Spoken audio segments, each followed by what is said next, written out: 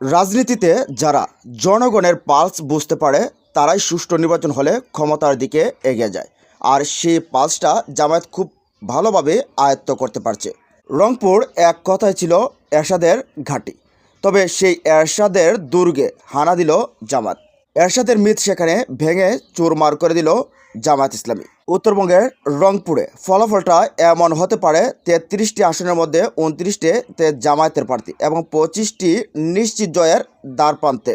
রংপুরের মানুষ কেন জামায়াতকেই বেছে নিচ্ছে এর কারণও কিছু রয়েছে। রংপুর মূলত সীমান্ত লাগোয়া একটা বিভাগ, আর সেখানের মানুষ অত্যন্ত পরিশ্রমী। তবে বিভিন্ন খরায় এই উত্তরবঙ্গের মানুষের ফসল নষ্ট হয়, ঠিকভাবে ফসলও ফলাতে পারে না, জীবনযাত্রার মানও উন্নত নয়।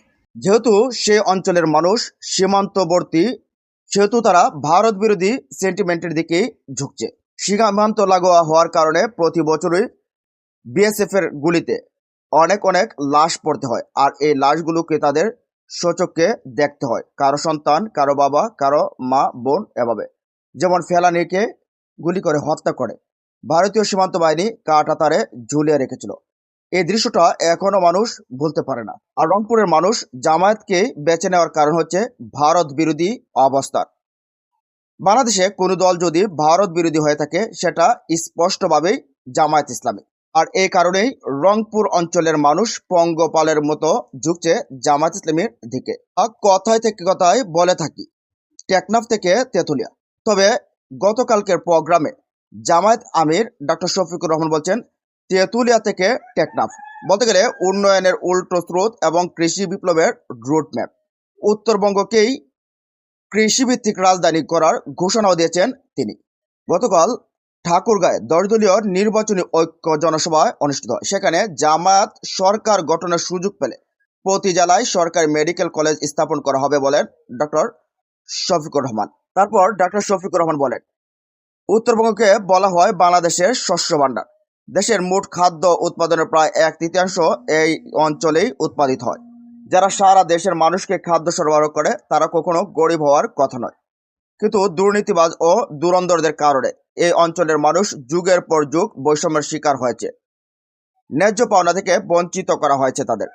দুর্নীতি ও দুঃশাসনের কারণে উত্তরবঙ্গের যে উন্নয়ন হওয়ার কথা ছিল তা হয়নি।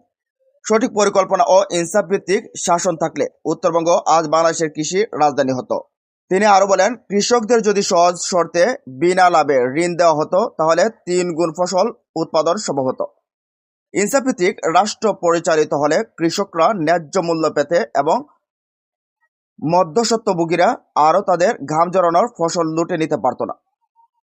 কৃষিপণ্যের অপচয় রোধে দেশের বিভিন্ন স্থানে আধুনিক সংরক্ষণাগার গড়ে তোলা হবে। জামায়াত আমির ৩টি শর্তের কথা বলেন।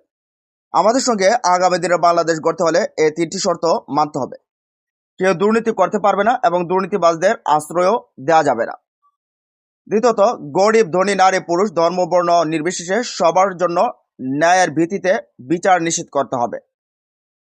৩, বিচার বিভাগের কোনো রাজনৈতিক হস্তক্ষেপ করা যাবে না। বিচার বিভাগ সম্পূর্ণ স্বাধীন থাকবে।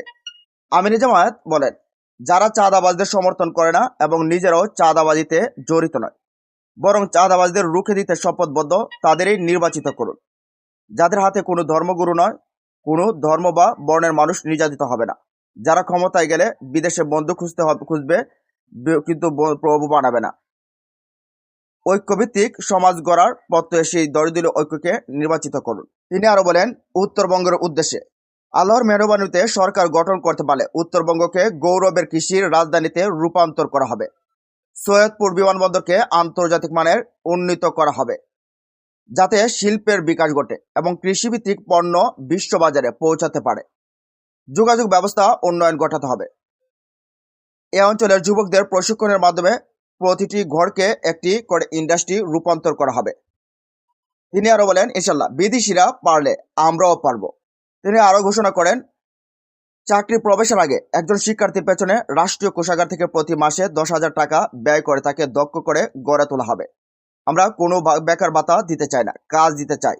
বেকার ভাতা অপমানজনক। আমরা সম্মানের চাবি তুলে দিতে চাই। আমরা জাতিকে বেকার বানাতে চাই না। এই যে জামায়াত আমিরের দূরদর্শী সম্পন্ন চিন্তা এবং উত্তরবঙ্গ মানুষের জন্য কাজ করা, উত্তরবঙ্গ মানুষকে প্রায়োরিটি দেওয়া, এগুলোই মূলত রংপুর বিভাগের মানুষকে আকৃষ্ট করছে।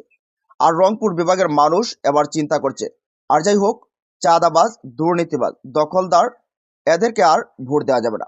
গত 54 বছরে তো অনেককেই দেখেছি, কিন্তু কেই উত্তরবঙ্গের ভাগ্যকে সুপ্রসন্নত করতে পারেনি, ভাগ্যকে পাল্টাতে পারেনি। যেহেতু এবার একটা দল আসছে, সবার জন্য কাজ করছে, সবার জন্য কাজ করার প্রতিশ্রুতি দিচ্ছে, তাই তাদেরকে আমরা ক্ষমতায় নিয়ে দেখি। ক্ষমতায় নেওয়ার জন্য প্রস্তুত রয়েছেন বটে এই উত্তরবঙ্গের রংপুর বিভাগের মানুষ। সব ঠিকঠাক থাকলে হয়তোবা এই রংপুর থেকেই জামায়াতের সবচেয়ে বড় চমকটা আসতে পারে। হয়তোবা এই রংপুরবাসীরাই জামায়াতকে ক্ষমতা যাওয়ার পথটা সুগম করে দেবে। প্রিয় দর্শক, এই যে এই ডাক্তার শফিকুর রহমানের দূরদর্শিতা সম্পন্ন চিন্তা এবং দেশকে কিভাবে উন্নত করা যায়, দেশের মানুষকে কিভাবে কাজে লাগানো যায়, এই সম্পর্কে আপনার মতামত কি জানিয়ে দিন কমেন্ট বক্সে। ভালো থাকুন।